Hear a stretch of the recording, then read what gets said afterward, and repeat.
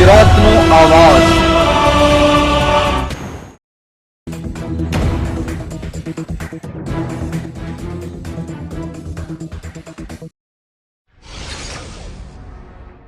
રાજકોટ જિલ્લાના ઉપલેટા શહેરમાં pre monsoon કામગીરીનું કોઈ હલચલ નહીં।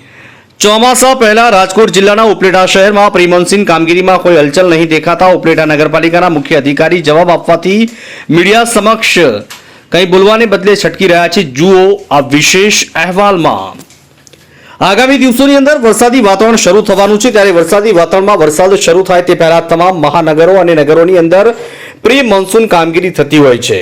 મોન્સૂનની કામગીરી અંગે રાજકોટ જિલ્લા ઉપલેટા શહેરમાં પ્રી મોન્સૂનની કામગીરી કોઈ પણ હલચલ ન દેખાતા મીડિયા દ્વારા તપાસ કરવામાં આવી, જે બાદ ઉપલેટા શહેર કોંગ્રેસ પ્રમુખ દ્વારા તંત્રને ટકોર કરી છે અને પ્રી મોન્સૂનની યોગ્ય કાર્યવાહી કરવામાં મીડિયા સમક્ષ જણાવાયું છે।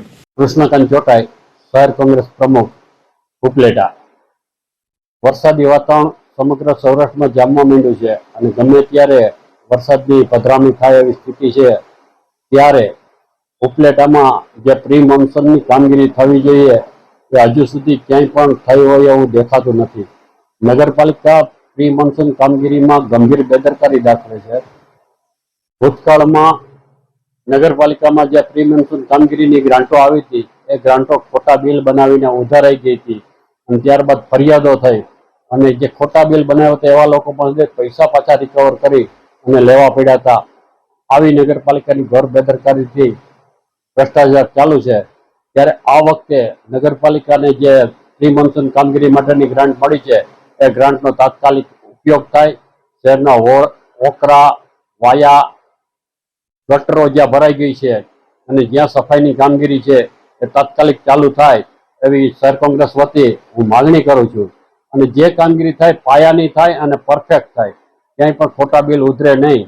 કારણ કે અમે જોયું છે કે ગ્રાન્ટો આવે છે પ્રી મોન્સૂનની પણ ખોટા બિલ બની જાય, કારણ કે એનો કોઈ પછી આધાર પુરાવો હોતો નથી। સફાઈ થઈ ગઈ એટલે સફાઈ થઈ ગઈ એમ કરીને બિલ બનાવી દે છે, પણ કંઈ પરિણામ આવતું નથી। એટલે જે કંઈ પ્રી મોન્સૂનની કામગીરી થાય એ પરફેક્ટ અને પાયાની થાય।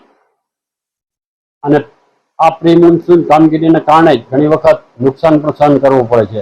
હું એક દાખલો તમને દઉં કે નગરપાલિકાની જ મિલકત કોલકી રોડ ઉપરનો પાણીનો ટાંકો બિલકુલ જર્જરિત હાલતમાં હતો। નગરપાલિકાની ફરજ હતી કે એને વિધિ કરીને પાડી નાખે, નગરપાલિકા એમાં ધ્યાન ના આપ્યું અને ટાંકો ઓચિંતાનો તૂટ્યો। અત્યારે સ્વાભાવિક છે કે ત્યાંથી કોઈ માણસો નીકળતા નહોતા।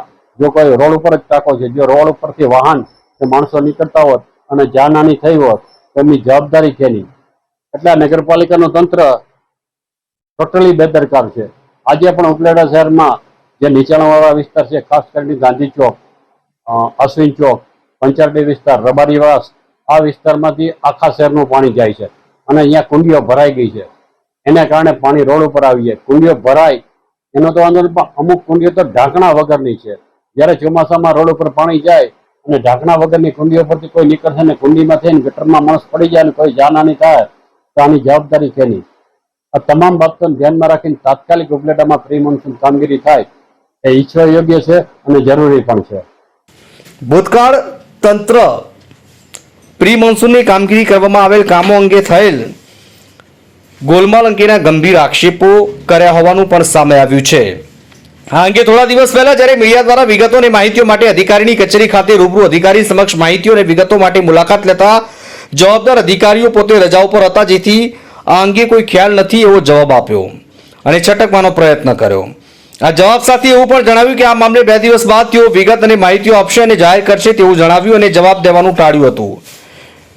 અધિકારીએ આપેલ સામે બાદ એટલે કે 2 દિવસ બાદ પુનઃ રૂબરૂ કચેરી ખાતે અધિકારીઓ સંપર્ક કરી માહિતી મેળવવાનો પ્રયત્ન કરતા અધિકારી નીકળી ગયા, જેથી આ બાબતમાં અધિકારી કોઈ પણ પ્રકારનો જવાબ કે માહિતી ન આપવા માંગતા હોય અને પોતાનો જવાબ રજૂ કરવા ન માંગતા હોય તેમજ જવાબ આપવાની બાબતોમાં મીડિયાથી છટકી રહ્યા હોય અને ભાગી રહ્યા હોય એવું સ્પષ્ટપણે દેખાયું છે।